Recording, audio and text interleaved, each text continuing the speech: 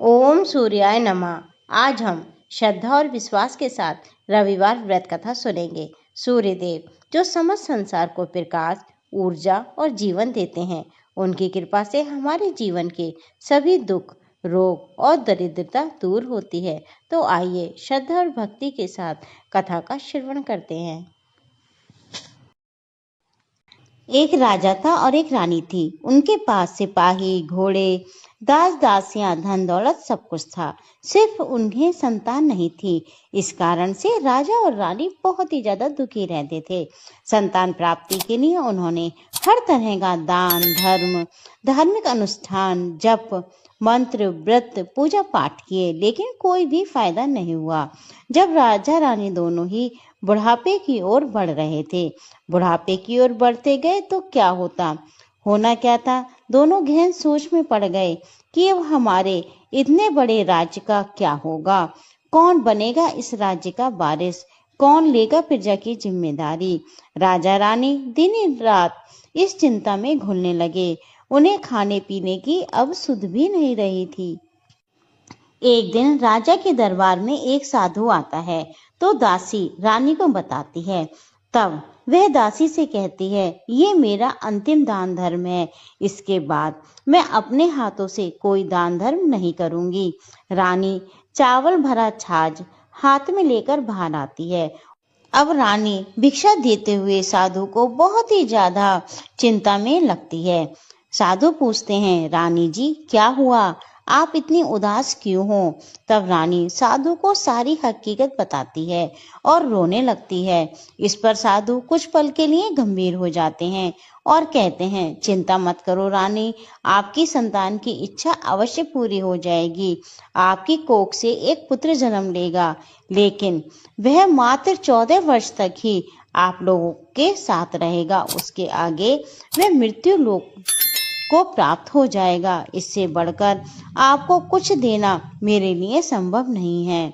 अपनी पूरी बात करते करते उसने अपनी झोली में हाथ डाला और थोड़ी सी भभूत निकालकर रानी को दी और कहा, आप और महाराज दोनों इसे बांटकर ग्रहण करना, तुम्हें जल्दी ही पुत्र की प्राप्ति होगी। इतना कहकर साधु वहां से चला गया।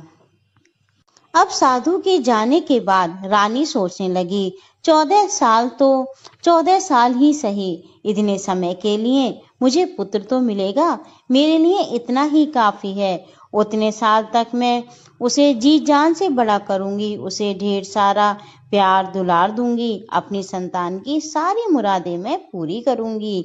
उस रात राजा अपना समस्त राजकाज खत्म करके जब महल में आए तो रानी ने क्या किया, राजा को सारी बात बताई और साधु की दी हुई भभूत राजा को दिखाकर बोली, हे साधु महाराज, ये भभूत हम दोनों को ग्रहण करने को साधु बता गए हैं। राजा बोले, इतना दान धर्म किया, जब तप किया तब कोई फल नहीं मिला, तो इस भभूत से क्या हमें संतान की प्राप्ति हो जाएगी। उस पर रानी बोली, जब इतना सब कुछ किया है तो ये भी सही। राजा को अब किसी पर विश्वास तो था नहीं, लेकिन अपनी पत्नी को दुख ना पहुंचे इसलिए वे राजी हो गए। राजा राजी हो गए तो फिर क्या था। राजा रानी दोनों नहाते धोते और फिर अपने भगवान का स्मरण करते थे, अपने पुरखों को स्मरण करते थे और साधु महाराज के नाम का स्मरण करके वे भभूत बांटकर दोनों खाते थे। उसके बाद दोनों निश्चिंत होकर सो जाते थे। कुछ दिन गुजर जाते हैं और साधु द्वारा कहे अनुसार रानी गर्भवती हो जाती हैं। उस पर राजा रानी दोनों की खुशी समाए नहीं समाती। राजा रानी से बोला, महारानी सचमुच साधु महाराज की हम पर कृपा हो गई। अब 9 माह के बाद, 9 माह 9 दिन और 9 घंटे पूरे होने के बाद रानी ने एक सुंदर पुत्र को जन्म दिया। राजा ने बड़ी धूमधाम से पुत्र का नामकरण किया। सारे राज्य में 8 दिन तक खूब अच्छा समारोह रखा गया, उत्सव मनाया गया। अब पुत्र की कुंडली देखने के लिए राज्य के सबसे बड़े विद्वान पंडित जी को भी बुलाया। कुंडली देखकर पंडित जी बहुत चिंतित हो गए और कहने लगे, महाराज, हमारा राजपुत्र सिर्फ 14 साल तक ही हमारे पास रहेगा। राजा को ये बात पता थी, रानी को भी साधु महाराज ने ये बात बता दी थी। दोनों चुप रह जाते हैं। उसके बाद राजा और रानी बड़े लाड़ प्यार से अपने बेटे को पालते हैं, उसकी हर ख्वाहिश पूरी करते हैं। थोड़े समय के लिए ही सही, भगवान ने संतान की उनकी मुराद पूरी कर दी थी, इसलिए वे हर समाधान मानते हैं। राजा को राजकुमार को बहुत प्यार दुलार करते हैं। राजपुत्र दिन प्रतिदिन बड़े होते रहे। अब एक 7 साल के हो जाते हैं तो राजा एक अच्छे गुरु की नियुक्ति करके उन्हें पढ़ाई लिखाई, राज्य शास्त्र, शास्त्र विद्या, घुड़सवारी इत्यादि 12 विद्याओं की शिक्षा दिलवाते हैं। जब वे सब शास्त्र विद्या में पारंगत हो जाते हैं और 12 वर्ष के हो जाते हैं, तब एक अच्छी सी राजकन्या खोजकर उसकी शादी कर दी जाती है। 2 साल और बीत जाते हैं। बेटा 14 साल का हो जाता है। एक दिन राजपुत्र राजा से बोलते हैं, पिताजी, मैं अपना सारा राज घूमकर देखना चाहता हूँ। आज तक मैंने सिर्फ इस रजवाड़े के अतिरिक्त कुछ भी नहीं देखा है। बेटे की बात सुनकर राजा चिंतित हो जाते हैं, क्योंकि पुत्र का 14वां साल शुरू हो गया था। अब कोई अनहोनी होने के वक्त नजदीक आ पहुंचा था, लेकिन राजा ये सब बातें पुत्र को नहीं बता सकते। अब क्या करना था कि राजा के चेहरे पर खुशी लाकर बेटे से कहते हैं, हाँ हाँ जरूर जाओ बेटा, तुम्हें अपना सारा राज्य घूमकर देखना चाहिए। कहाँ क्या है ये सब जानना चाहिए। कल मेरे बाद तुम्ही को तो राजा बनना है। मात्र एक बात का ध्यान रखना, तुम जहाँ पर रहो, क्या कर रहे हो, ये बात अपनी पत्नी को नहीं बताना। पुत्र कहता है, ठीक है पिताजी, आपने जो कहा है मैं वैसे ही करूँगा।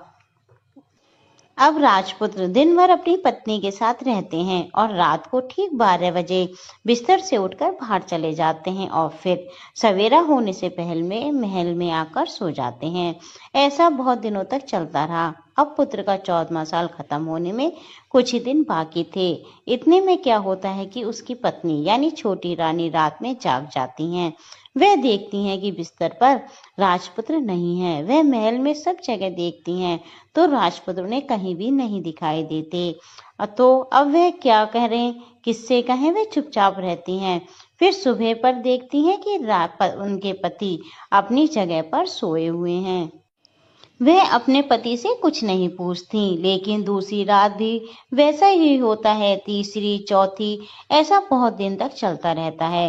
रानी बहुत चिंतित हो जाती हैं। पति रात को कहाँ जाते हैं, किससे मिलने जाते हैं, उनके मन में ढेर सारे सवाल उठने लगते हैं, लेकिन कुछ पूछने से उन्हें डर लगता है, शायद पति गुस्सा ना कर बैठें।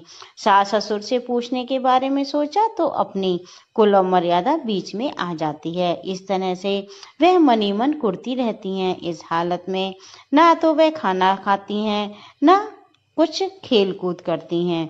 वह दुबली पतली हो जाती हैं। राजकुमारी को एक बूढ़ी मालिन जो कि रोज फूल देने महल में आती हैं, उन बुढ़िया माता का ध्यान छोटी रानी पर जाता है। वह उससे पूछती है, बेटी तुम्हें किस बात का दुख है जो तुम इतनी सूख कर काटा हो गई हो। उस पर रानी कहती है, क्या बताऊं अम्मा तुम्हें, तुम्हारा राजपुत्र हर रात बिस्तर पे से उठकर कहीं चला जाता है और सुबह होने से पहले वापस आ जाता है। वे कहाँ जाते हैं, क्या वह प्रेमिका से मिलने जाते हैं? मैं ये सोच सोचकर अंजल ग्रहण नहीं कर पाती और इस कारण मैं दुबली पतली हो गई हूँ।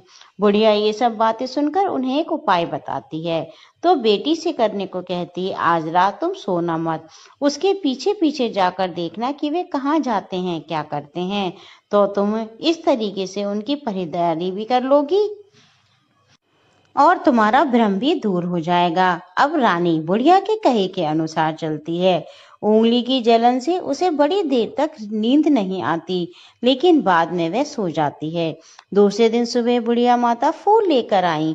उसके महल में पहुंचती हैं, पूछती हैं, बेटा क्या तुम गई थी अपने पति के पीछे पीछे? रानी कहती है, नहीं अम्मा, मुझे तो नींद आ गई थी। बुढ़िया कहती है, कोई बात नहीं, आज तुम उंगली पर पहले से थोड़ा बड़ा जख्म करना और ज्यादा मिर्च लगा लेना, उससे तुम्हें नींद नहीं आएगी। तो रानी वैसे ही करती है, परंतु वह सिर्फ पति के बिस्तर से उठकर बाहर निकलते वक्त तक जाग पाई। वह उसके पीछे नहीं जा सकी, क्योंकि उस समय उसे नींद आ जाती है। दूसरे दिन जब बुढ़िया आती है तो उससे पूछने से पहले ही रानी रोने लगती है और कहती है, अम्मा, मैं आज भी उनकी पहरेदारी ठीक से नहीं कर पाई। बुढ़िया कहती है, रोना नहीं बेटी, सब कुछ ठीक हो जाएगा। आज तुम और दिन से ज्यादा बड़ा जख्म करना और उस पर ज्यादा मिर्च छिड़कना, और एक काम करना बेटी, जब तुम्हारा पति बाहर निकले तो तुम उसका रास्ता रोकना। बुढ़िया ने जैसा बताया रानी वैसा ही करती है। आज रात उसे नींद नहीं आई। पति 12 बजे बिस्तर से उठकर जब महल से निकलने के लिए चलने लगा तो वह बुढ़िया ने जैसा उसे बताया था वह वैसा ही करती है। दौड़कर जाकर पति का रास्ता रोकती है और कहती है, तुम कहाँ जा रहे हो, किससे मिलने जाते हो, मुझे सब सच बातें सब सब बताओ। राजपुत्र उसे समझाने की बहुत कोशिश करता है कि देखो, अगर मैंने तुम्हें ये सब बताया तो मैं तुम्हें दोबारा नहीं मिल पाऊंगा। रानी कहती है, कोई बात नहीं, ना मिल पाओ, लेकिन आज रात तुम जहां जाते हो मुझे पहले बता के जाओ। राजपुत्र इस बात में निरुपाय हो जाता है। पत्नी की जिद के आगे उसकी एक भी नहीं चल पाती। ठीक उसी समय उसका 14वां साल खत्म होकर 15वां साल लगने वाला था। अब राजपुत्र सोचता है कि जो होता है वह हो जाने दो, और कुछ चावल मंत्रों से सिद्ध करके अपनी पत्नी को देकर कहता है कि इन चावल के दानों को दोनों हाथों की मुट्ठी में पकड़ना। पहले दाएं हाथ के पकड़े चावल मेरे ऊपर फेंकना, मैं कौन हूं तुम्हें पता चल जाएगा। बाद में बाएं हाथ से पकड़े चावल मेरे ऊपर फेंकना, मैं जैसा था तुम्हें मिल जाऊंगा। यदि तुम बाएं हाथ के चावल मेरे ऊपर फेंकना भूल गई तो मैं तुम्हें कभी नहीं मिल पाऊंगा। रानी कहती है, नहीं भूलूंगी। रानी बड़े आत्मविश्वास के साथ कहकर बाएं हाथ से पकड़े चावल अपने पति के ऊपर फेंक देती है तो राजपुत्र एकदम एक विशाल घोड़ा बन जाता है। एकदम उम्दा सफेद गर्दन पर लंबी आयाल, देखते देखते वह तेजी से दौड़ने लगता है। रानी उस घोड़े को एकदम भौचक्की होकर देखने लगती है और पति के बाएं हाथ के चावल फेंकने की जो बात कही थी वह भूल जाती है। उसकी आंखों के सामने घोड़ा महल से बाहर निकलकर चला जाता है। घोड़ा जो महल से बाहर जाता है वह वापस नहीं आता। अब रानी को बड़ा पश्चाताप होता है। वह स्वयं को कोसने लगती है, लेकिन अब कोई फायदा नहीं था।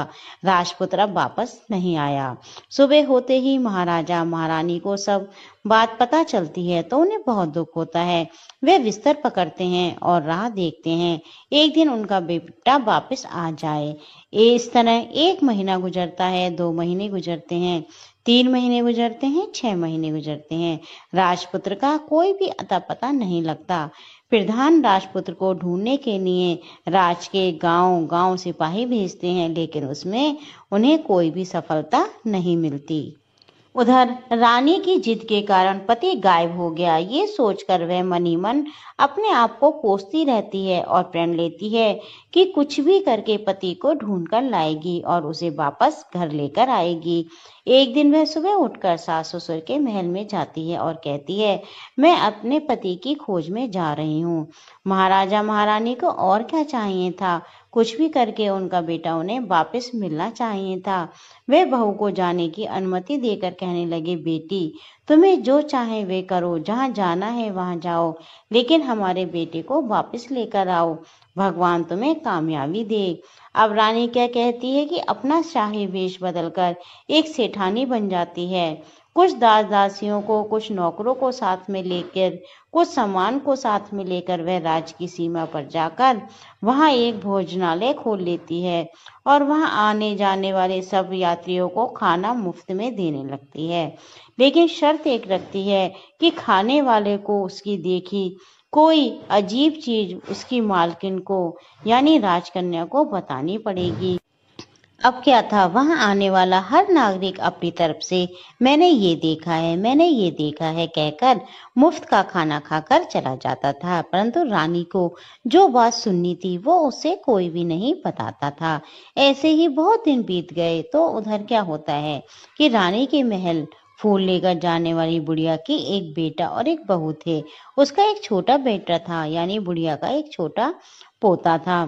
तो बेटा बहू सुबह काम के लिए निकलते तो पोते को संभालने की जिम्मेदारी बुढ़िया पर रहती थी। बुढ़िया माता दिन भर पोते को संभालती।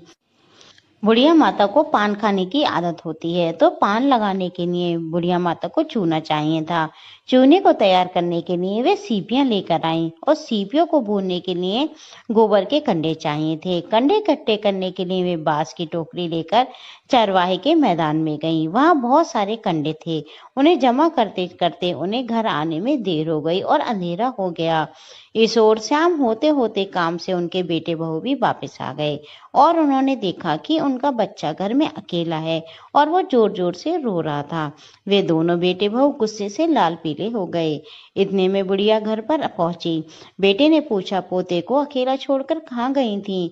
बुढ़िया माता बताने लगी कि गोबर के कंडे इकट्ठे करने गई थी। इस पर बेटा बोला, दोबारा अगर बच्चे को घर पर अकेला छोड़ के कहीं गई तो मैं तुम्हें बहुत पीटूंगा।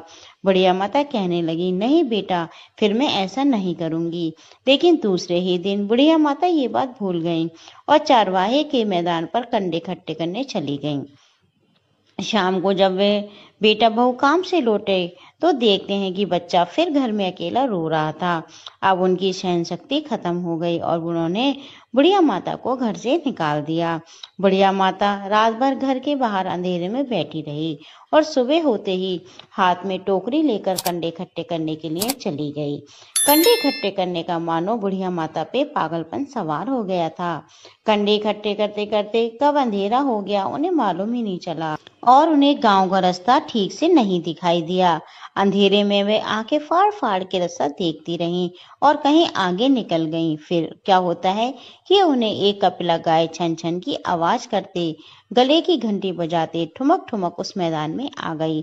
बुढ़िया माता देखकर सोचने लगी, इस गाय के पीछे पीछे जाऊंगी तो गांव तक पहुंच जाऊंगी। बुढ़िया माता उस गाय के पीछे पीछे जाने लगी। उस मैदान में गाय एक साथ में मैदान तक पहुंच गई। अब क्या होता है कि उस मैदान में एक बड़ा सा पत्थर था। गाय जाकर उस पत्थर को सींग मारती है। सींग मारा तो वह पत्थर टूट कर हट गया। पाताल में नीचे जाने की सीढ़ियां दिखाई देने लगी। अब वह गाय उस सीढ़ियों से नीचे जाने लगी। बुढ़िया माता सब देखती रहीं और झट जाकर गाय की पूंछ को पकड़ लिया। पूंछ पकड़कर वे गाय के साथ नीचे पाताल लोक में पहुंच गईं। पाताल लोक में पहुंचते ही तुरंत गाय की पूंछ छोड़ दी और इधर उधर देखने लगी।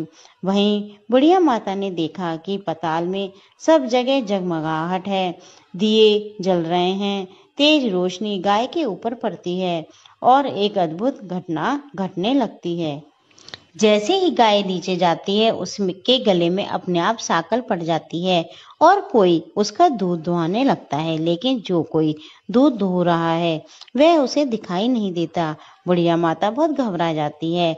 वह कहाँ आकर फंस गई ऐसा सोचने लगती है, क्योंकि वहां तो छिपने की भी कोई जगह नहीं थी। हर तरफ उजाला ही उजाला था। वह अब एक कोने में खड़ी हुई चुपचाप सब कुछ देखने लगी। कुछ पल के बाद वहां झट से एक उम्दा सफेद घोड़ा आया। वहां दो कुंड थे। उसमें एक कुंड में उस घोड़े ने छलांग लगाई और ऊपर आ गया। वह उसे राजपुत्र का रूप प्राप्त हो गया। राजपुत्र बनने के बाद उसने दूसरे कुंड में पानी में स्नान किया और वहां रखे नए कपड़े पहनने लगे। नजदीक ही एक सुंदर पलंग था, उस पर जाकर वह बैठ गया। उसके सामने अपने आप पंच पकवानों की थाली आ गई, दूध की एक प्याली आ गई, पान सुपारी आ गए। उसके सामने एक दिया जल रहा था। राजपुत्र ने खाना खाया, दूध पिया, पान सुपारी खाई और बिस्तर पर लेट जाने से पहले सूर्य देव का स्मरण करके सामने जलते दिए से पूछा, दिए दिए दीप कर मेरे माता पिता क्या कर रहे हैं? दिया बताने लगा, बेटे के शोक में डूबे हैं। राज कौन संभाल रहा है? वो कहता है राज प्रधान संभालता है। मेरी पत्नी क्या करती है? उसने चौराहे पर भोजनालय शुरू किया है और आते जाते लोगों से वह नई खबर के बारे में पूछती रहती है। दिए के ये कहते ही राजपुत्र कहने लगते हैं ठीक है। उसके बाद वह सो जाता है। बुढ़िया कोने में खड़ी हुई ये सब बातें देख रही थी। ऐसी अद्भुत घटना उसने जिंदगी में कभी पहले नहीं देखी थी। उसे अंदर ही अंदर चुलबुलाहट होने लगी। वह अपनी भूख प्यास भूल गई और आगे क्या होता है वह उत्सुकता से देखने लगी। लेकिन उसके बाद कुछ नहीं हुआ। रात गुजर गई, सुबह हो गई। सुबह होने पर पलंग पर सोया हुआ राजपुत्र उठा और फिर से पहले वाले कुंड में छलांग लगाई तो वह फिर से घोड़ा बनकर कुंड से बाहर चला गया। बाहर आते ही वह तेजी से उस पाताल नगरी से निकल गया। लेकिन वह कहाँ गया बुढ़िया माता को कुछ भी नहीं पता। उसके बाद पिछली रात को उसने गाय का दूध छमछम दुहने लगा। जैसे ही दूध दुहाना खत्म हुआ उसके गले की शाकल अपने आप खुल गई और गाय तेजी से ऊपर जाने वाली सीढ़ियों की ओर भागने लगी। गाय को दौड़ता देख बुढ़िया माँ सोचती है कि अब गाय के साथ यहाँ से ऊपर जाना ही समझदारी है, नहीं तो कोई मुसीबत आकर मेरे ऊपर टपक जाएगी। झट से उसने गाय की पूंछ पकड़ ली। गाय के साथ ऊपर आ गई। गाय अब ऊपर मैदान में पहुंची तो उसे एक सुरंग का रास्ता अपने आप बंद हो गया और उसके मुंह पर एक बड़ा सा पर्वत पत्थर खड़ा हो गया। अब बुढ़िया माता जंगल से बाहर निकली तो बुढ़िया माता एकदम बावली हो गई। उसने पाताल नगरी में जो कुछ देखा था वह जल्द से जल्द किसी को बताने के लिए उतावली हो गई। उसे एकदम याद आया कि नगर की सीमा पर कोई औरत भोजनालय चलाती है और नई बात बताने की इच्छा खाना पीना मुफ्त में देती है। वह सोचने लगी क्यों ना ये बात उस औरत को बताऊं। यदि उसे ये बात पसंद आई तो बाकी जीवन खाने पीने की झंझट से मुक्ति मिल जाएगी। बुढ़िया माता ने मन ही मन तय कर लिया। तुरंत उस भोजनालय के द्वार पर टंगे नगाड़े के सामने खड़ी हो गई और जोर जोर से नगाड़ा बजाना शुरू कर दिया। नगाड़े को इस तरह शोर सुनकर मालकिन यानी छोटी रानी मन में प्रसन्न हो जाती हैं कि शायद कोई बड़ी बात लेकर आया है। रानी सिपाहियों को आदेश देती हैं, जाइए जो कोई भी आया है उसकी खातिरदारी कीजिए और उसे अंदर बुला के लाइए। बुढ़िया माता अंदर आती है। उन्होंने पूछा बुढ़िया माता क्यों नगाड़ा बजा रही हो। बुढ़िया बोली कुछ नहीं बेटा, यहाँ खाना मिलता है ना इसलिए आई हूँ। खाना चाहिए मिलेगा लेकिन कोई नई बात बतानी पड़ेगी।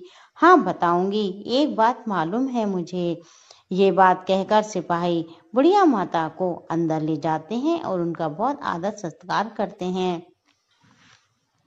अब एक बड़ी सी थाली में बुढ़िया माता को व्यंजन परोसे गए।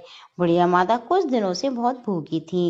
वह खाने पर टूट पड़ी। खाना खाने के बाद सिपाही ने उन्हें एक नई साड़ी पहनने को दी। उसके बाद उसे लेकर वह रानी के पास गए। बुढ़िया और रानी ने तुरंत एक दूसरे को पहचान लिया। बुढ़िया माता बोली बेटी तुम।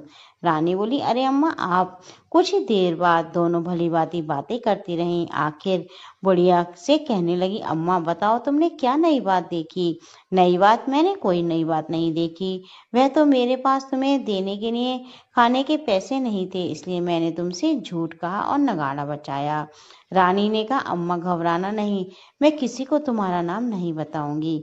फिर भी बुढ़िया मैंने क्या देखा कब देखा? मैंने कुछ नहीं देखा बेटा, मैं क्या बताऊं, मैंने कुछ नहीं देखा।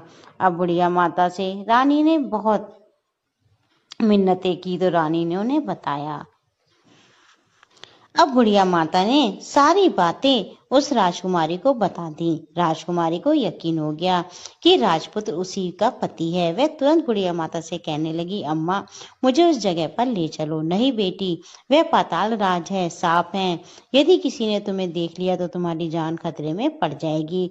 लेकिन रानी ने उनकी एक भी बात नहीं मानी और वह उस जगह पर जाने की जिद करने लगी। आखिर बुढ़िया माता ने उनका कहना मान लिया और वह उन्हें लेकर वहां पे जाने लगी। अब दोनों उसी मैदान पर पहुंची जहां की उन्हें गाय मिली थी और गाय का इंतजार करने लगी। दिन ढलते ही अंधेरा घिरने लगा और गाय हमेशा की तरह वहां पर आ गई।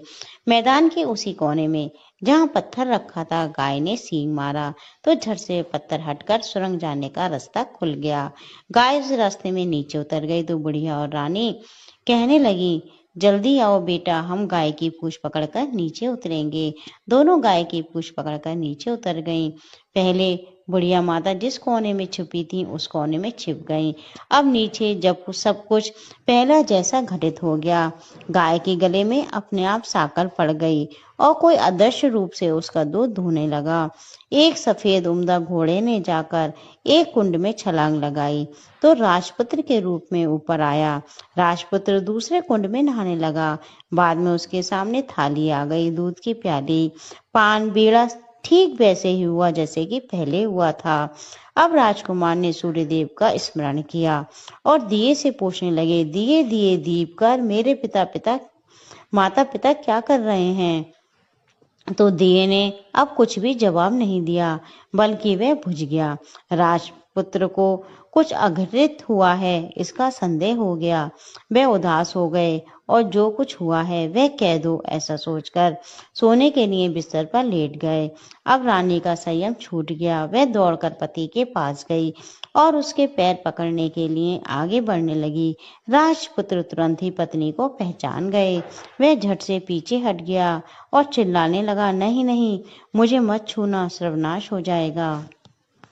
अब रानी दोनों हाथ जोड़कर पति से अपनी भूल स्वीकार करने लगी। स्वामी, मुझसे भूल हो गई। मुझे आपसे नहीं पूछना चाहिए था कि आप रात को कहाँ जाते हो। मैं अपनी भूल स्वीकार करती हूँ। मुझे मेरी भूल की सजा मिल गई है। अब आप घर चलें। आपके वियोग में आपके माता पिता ने बिस्तर पकड़ लिया है। आपकी प्रजा भी बहुत दुखी है। इस पर राजपुत्र कहने लगे, वहीं तो एक बार तुम गलती कर बैठी, अब दोबारा मत करना, नहीं तो अब मैं तुम्हें जो दिख रहा हूँ वह भी नहीं दिखूंगा। रानी विलाप करने लगी, जोर जोर से जमीन पर सिर पटकने लगी। राजपुत्र के मन में उसके प्रति दया आ गई। वह कहने लगा, यदि तुम मुझे पाना चाहती हो तो तुम्हें एक काम करना होगा। काम कठिन है, लेकिन वह तुम्हें अकेले ही करना होगा। राजकुमारी बोली, कहो स्वामी, कितना भी कठिन काम हो मैं उसे पूर्ण करूंगी।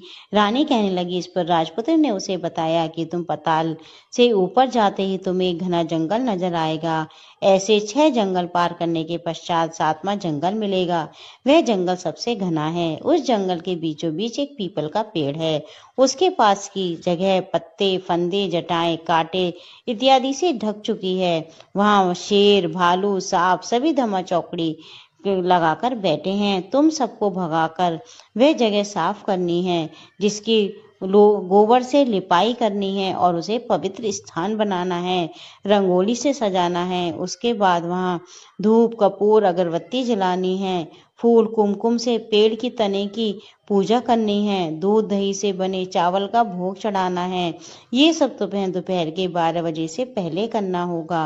12 बजने के समय तुम्हें उस जगह पर बैठकर सूर्य भगवान का ध्यान करना है। ठीक 12 बजे सूर्य भगवान का रथ वहां पर उतरेगा। वह सब देखकर खुश हो जाएंगे और कहेंगे कि बेटी, जिस किसी ने ये सब किया है उसे मैं मनचाहा फल दूंगा। तो तुम उसके सामने जाकर उनके रथ का दाहिना घोड़ा मांगना, मैं तुम्हें मिल जाऊंगा। इतनी बात कहकर राजपुत्र अपने पलंग पर सो गया और छोटी रानी भोर होने की राह देखने लगी।